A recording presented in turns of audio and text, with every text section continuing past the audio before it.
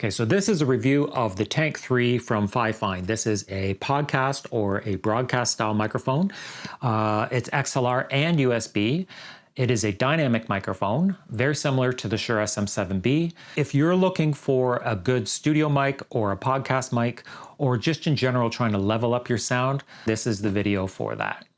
First, we'll have a look at what it comes with in the box, and then we'll do a number of different tests to just give you a good idea of what this microphone sounds like and see if it's the right one for you. And full disclosure, FiFine did send me this for review, but they have no say as to what I have to say about this microphone, good or bad. 1, 2, 3, let me see what you see. I just wanna understand what you see in me. And 4, 5, 6, am I complicating it? How could anybody love someone so damaged?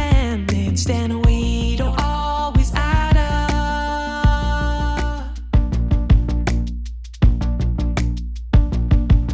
Right out of the box, I do have to say that this is solid. It is a lot heavier and a lot more solidly built than the K688 or the AM8, which are both good microphones, but this one feels like it's on par as far as build quality as the Shure SM7B. I used to own that microphone. I don't have it with me now to compare, but from what I remember, it feels like it's about the same build quality. It does not feel like a cheap or budget microphone in any way. First thing, we are going to record through the XLR connection. So there's a difference between recording in XLR with these mics or USB. With XLR, you do need an audio interface like this, but that will give you typically the best quality sound. USB uses the preamps inside of the microphone. So they've built in some circuitry inside the microphone, which is why you have a volume gain knob for the microphone, as well as a headphone jack for monitoring. The USB connector will actually light up this mute button.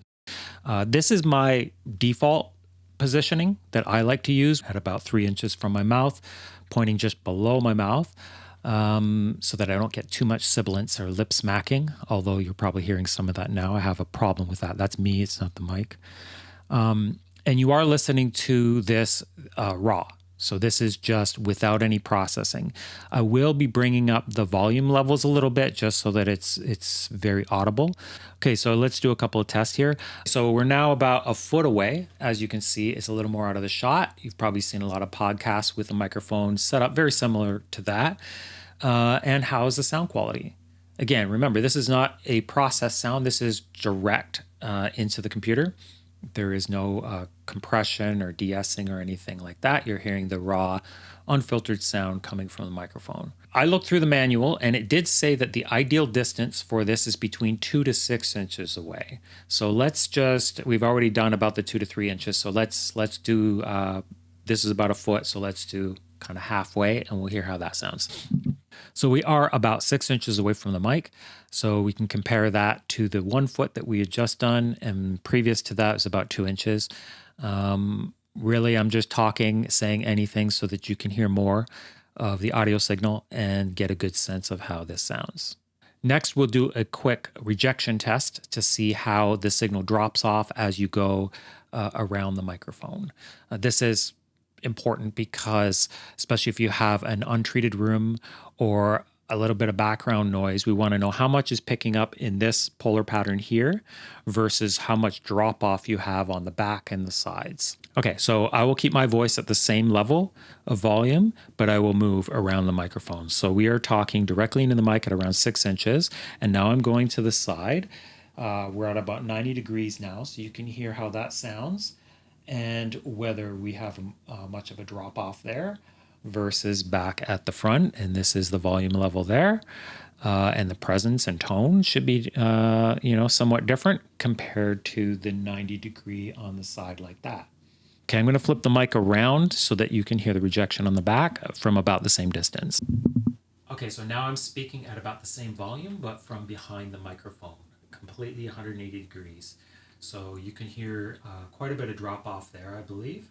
And we'll just bring it back so that you can have the comparison. And there we are at the front again. So that is a rejection test. Now let's hop on over to USB and compare the difference. All right, so we are hooked up via USB now, and you'll notice that the active light is on. So we'll just do a quick test on that, how that works. I'm speaking now and until I press the button again, and now you can hear my voice again.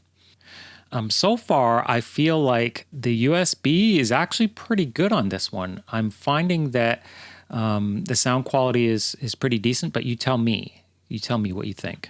And I guess the first question for me would be, is the sound quality good enough going direct via USB? It would make things a little bit easier if you're a little bit portable, say you do podcasts or other kind of remote recordings, and you're bringing the mic somewhere else. It might be a little bit easier to not have to lug around a interface. Anyway, let's do a few tests on this one as well, just so that you can hear more audio samples, because there really shouldn't be much difference on the rejection. It's really about the position of the capsule inside. That would determine that more so than whether you're using USB or XLR. Okay, same as last time, we are now about 12 inches away, and this gives us a little better frame. It's a little more, not covering my face or anything, and it's the more popular way I've seen for a lot of podcasts out there. Not all. So a lot of them do have the microphone a little bit closer to the mouth, depending on what they're after, but this is how that would sound. So now let's go to 6 inches, and then we'll do the rejection test after that. Okay, so now we're about 6 inches away, and I'm wondering how that sounds in comparison to the 1 foot. Again, there shouldn't be a difference between XLR or USB, but this gives you more audio to listen to give you a good sense of how the quality sounds. Again, not processed whatsoever. I'll just do a quick example at the end with a little bit of processing so that you can hear how it might sound. But now let's just do the rejection test. I am speaking in the same volume, but I'm going off to 90 degrees on the side, and this is how that sounds. Coming back to the front. I'll be a little quicker on this one. I'm going to flip the mic around to do the rear test.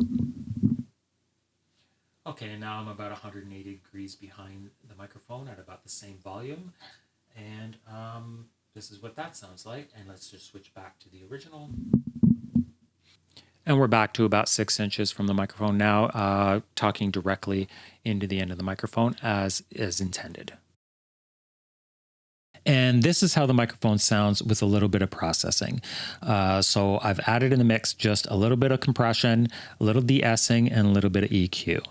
So I can do another video explaining my process on that. If anyone's interested, just let me know in the comments. And if you're interested in comparing one of the other FiFine microphones, the K688, which is pretty popular, I've done a review video on that here. So have a look at that.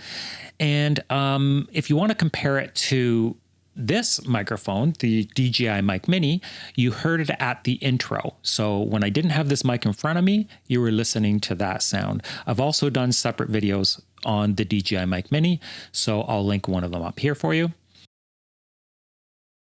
And as you'll notice, the light is off here now, so you'll see that we are connected again via the XLR cable directly into my audio interface and then into the computer. This is how that sounds with a mix on it this time. So again, I've done the exact same mix. I haven't tweaked a difference between the USB version and the XLR version. I've just applied the exact same mix with a little bit of compression and EQ and de-essing. I've had a chance now to listen to all of these audio samples, same as you, and I have to say I'm actually extremely impressed. So I really like this microphone. Right out of the box, the build quality of it, like I had mentioned, is very solid, very well built. I had some reservations about the K688 and even the AM8, just kind of the build quality, but the value is definitely there on those microphones as well. And then the actual sound quality, both USB and XLR, I feel like they have extremely good quality sound. This is my opinion, but for me, the sound quality is everything I'd want it to be for this style of a microphone. Of course, there are situations for music recording where I might want a condenser microphone, but even this, I feel like I would actually use this for music recording as well, vocals or acoustic guitar or miking up an amp. It is a dynamic microphone, so it's capable of all those things. And I like the fact that it is a dynamic microphone and it rejects a lot of the ambient room noise as well. Well, I hope this was helpful. If it was, please give me a thumbs up. If you are not a subscriber, hit that subscribe button for more content like this. Thank you so much for watching, and I'll catch you in the next one. 7, 8, 9, 10, baby, here we go again. If this is just a fraction of what lies ahead, then count me in, 'cause you know